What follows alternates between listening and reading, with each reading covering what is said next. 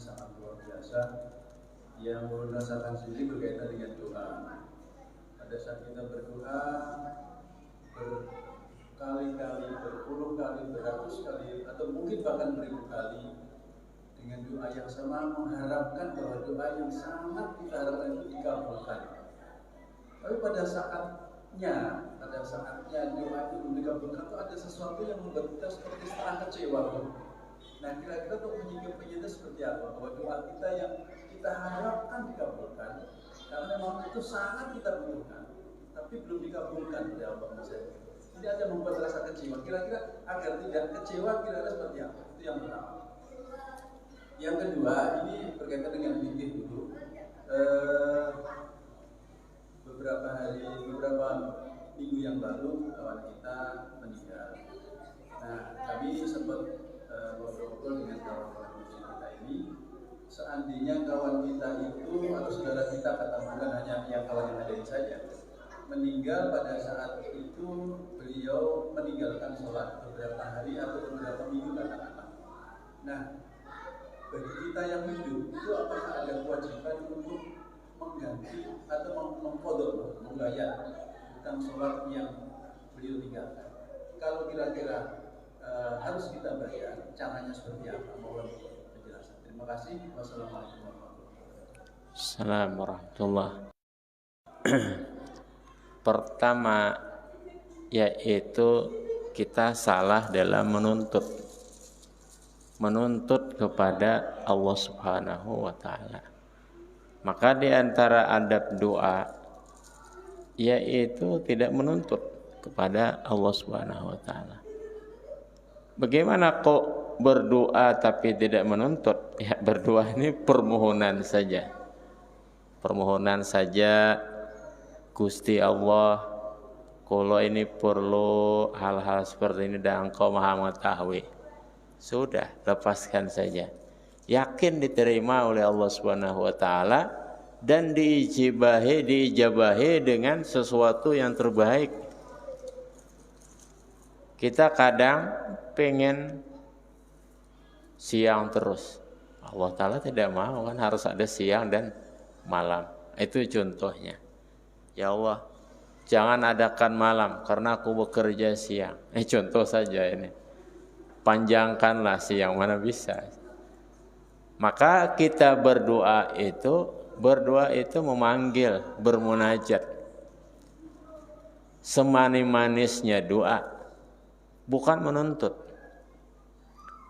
Jangan menuntut kepada Allah Subhanahu wa taala. Berdoa ini meminta kepada Allah, menampakkan bahwa kita ini lemah. Itu azim, agung, itu besar. Ketika kita menuntut, maka kita berada di atas Tuhan. Siapa kita? Kita menuntut, ya kan? Kecuali apabila kita berada pada makam tertentu, pada keadaan tertentu, dengan tingkat ketaatan, ketakwaan, ubudiyah kita yang bagus selama ini, dan itu pun terdesak. Nah, itu ada caranya tersendiri. Berdoa itu langsung kabul. Ada caranya tersendiri istilahnya. Dan bukan juga sesuatu yang begitu sulit. Tetapi Allah itu maha bijak. Allah lebih tahu tentang diri kita, jauh daripada tahunya kita tentang diri kita. Kita berdoa, ya Allah, berikanlah saya sebuah mobil, umpamanya mobil tertentu. Nah,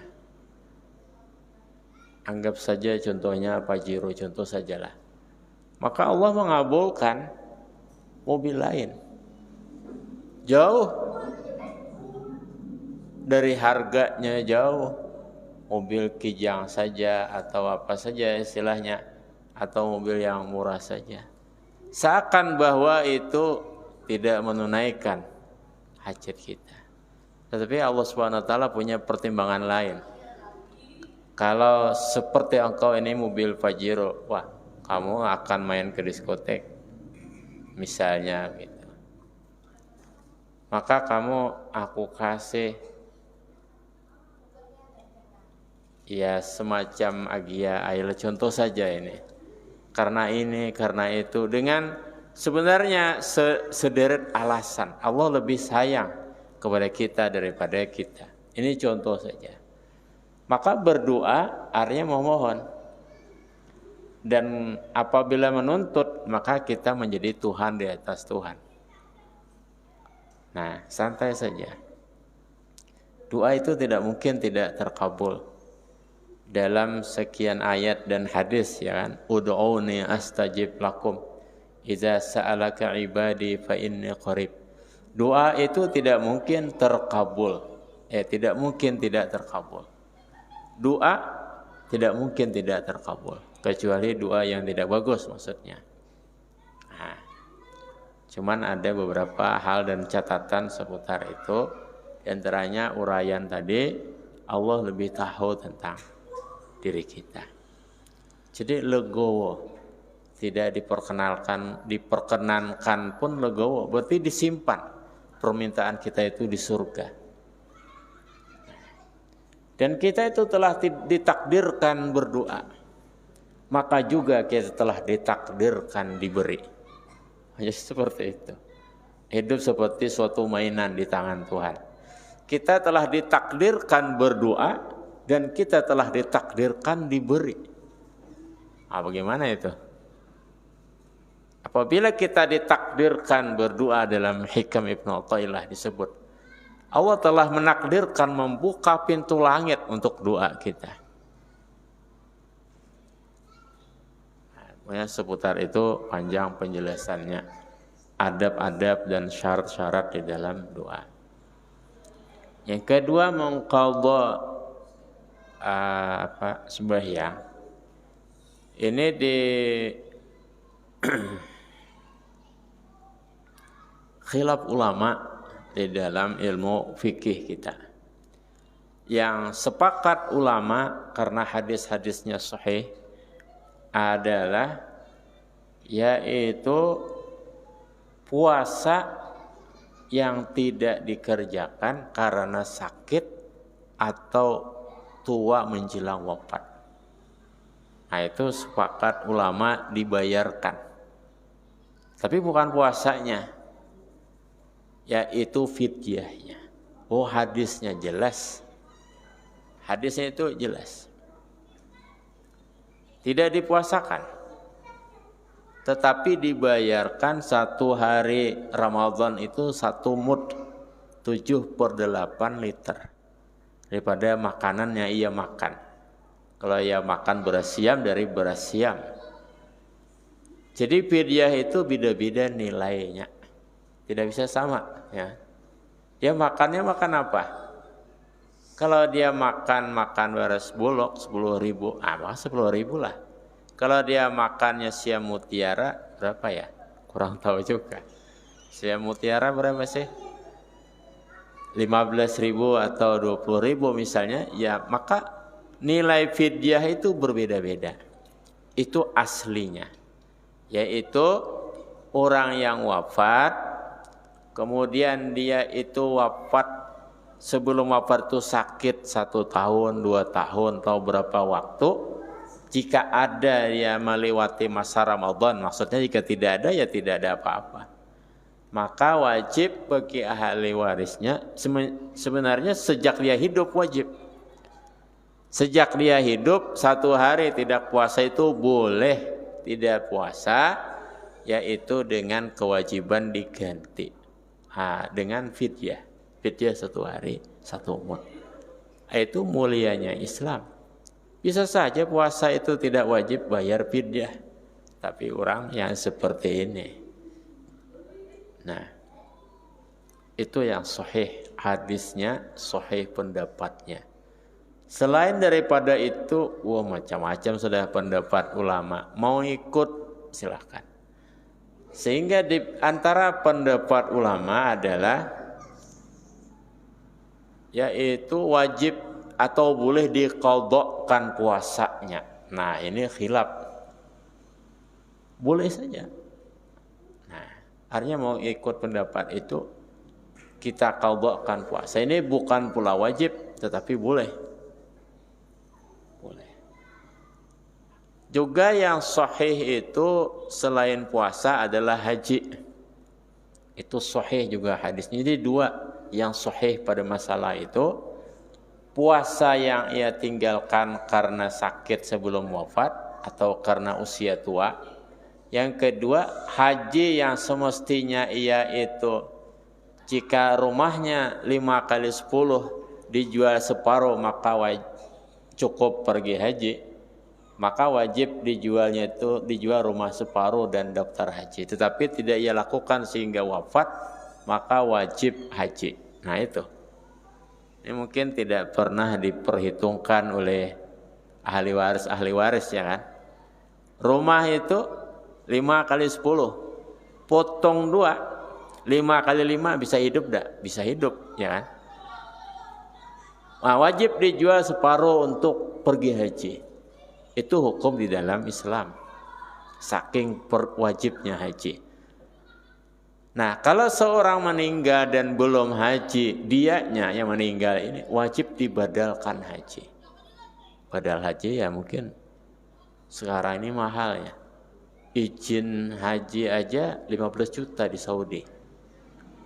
Kalau dulu dari 3 juta pernah membadalkan haji 3 juta sampai 7 juta, 10 juta. Sekarang mungkin 25 juta. Wallahu a'lam, tergantung tarif orang yang mengerjakannya. Karena saya dengar izin atau rukhsah haji saja bagi penduduk Saudi sendiri, orang yang sudah berada di Saudi itu 15 juta. Izinnya dia boleh pergi haji. Nah, jadi artinya tidak mungkin kan 15 juta sekarang badal haji itu. Itu kalau valid informasinya. Insyaallah seperti itu. Tapi kebijakan itu berubah-ubah. Namanya pemerintah setempat ya. Nah, jadi kalau ada seorang meninggal, rumahnya itu besar dan dia belum pergi haji, padahal jika dijual rumahnya separuh itu cukup 20 juta misalnya sekarang, ongkos badal haji, wajib itu dibadalkan haji. Itu fikih kita. Tidak boleh diwaris itu. Dia itu hak kewajiban si mayit itu pada harta yang ia tinggalkan. Tidak boleh diwaris. Sama juga zakat itu mesti dikeluarkan, tidak boleh diwaris. Zakat yang selama ini ia tidak keluarkan, selama hidupnya zakat usahanya, atau zakat fitrahnya, atau zakat apa saja, tidak boleh diwaris. Nah, utang juga dan sebagainya lah. Apa nazar juga. Nah, dan seterusnya.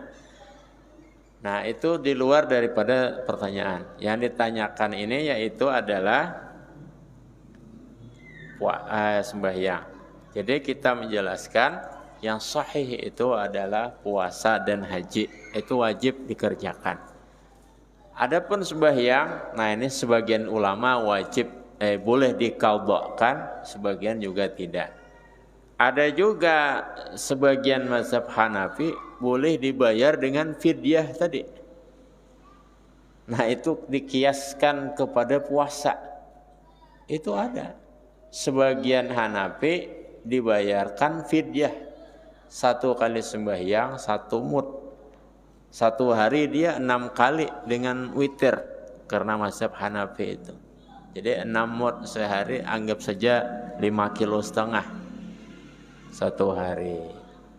Berapa 5,5 kilo? Tergantung apa yang ia makan. Nah, kalau makannya itu emas mahal. Kalau makanannya beras ya murah. Bagaimana? Sudah isya belum? Belum isya, masih ada waktu, silakan.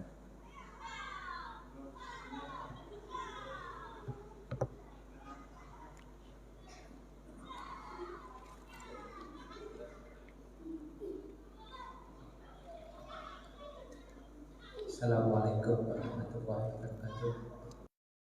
Salam. Mau bertanya, kalau kita kan hajat kepada Allah itu kan banyak sekali. Terus dalam doa itu kita tidak menyebutkan satu-satu, kan Allah tahu hati hajat kita itu. Terus ada itu juga bahwa setiap kita membaca sholawat, saya kita bikin yang lain, bikin sholawat,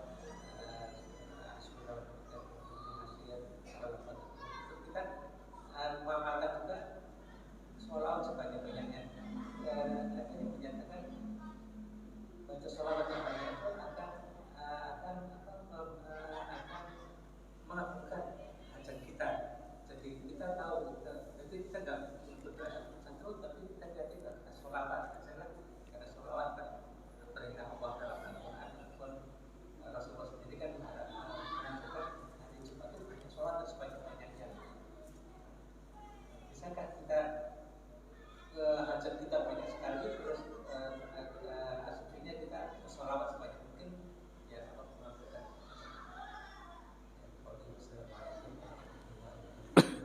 Salam.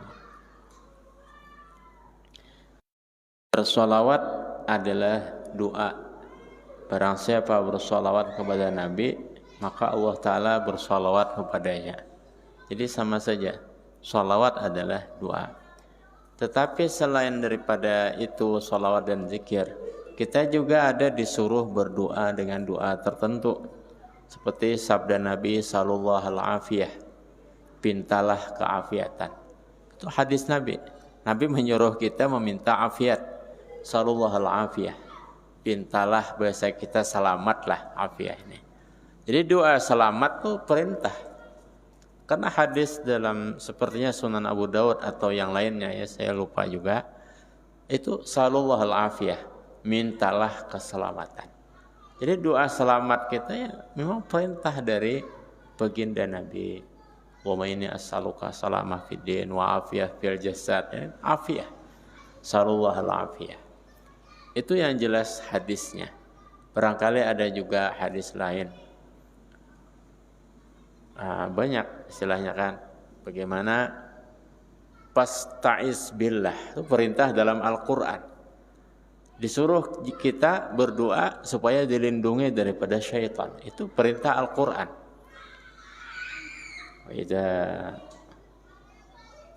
Wa iza quri'atil Quran, begitu kan? Iza qara'atil Quran fasta'iz billahi minasyaitonir rajim. Itu kan disuruh berdoa juga. Juga ihdinas siratal mustaqim. Ya kan seperti disuruh kan. Karena wajib membaca Fatihah dan di dalam Fatihah ada ihdinas siratal mustaqim. Barangkali tidak ada yang problem di situ ya. Artinya selain doa-doa tertentu ya sholawat, itu benar saja. Ada juga yang diwajibkan oleh sebagian ulama dibaca di dalam tasyahud akhir, sehingga ini paling utama doa dalam tasyahud akhir, walaupun sunat oleh mazhab kita Syafi'i, oleh mazhab 4 bahkan sunat, tetapi wajib menurut seorang tabi'in bernama Tawus bin Kaisan. Barangkali hafal semua, Allahumma inni a'udzubika min azabil qabri wa min azabin nar. Bagus ini, wa min fitnatil mahya. Allahumma inni a'udzubika min azabil qabri wa min azabin nar wa min fitnatil mahya wal mamat wa min fitnatil masihid dajjal. Itu wajib menurut sebagian tabi'in.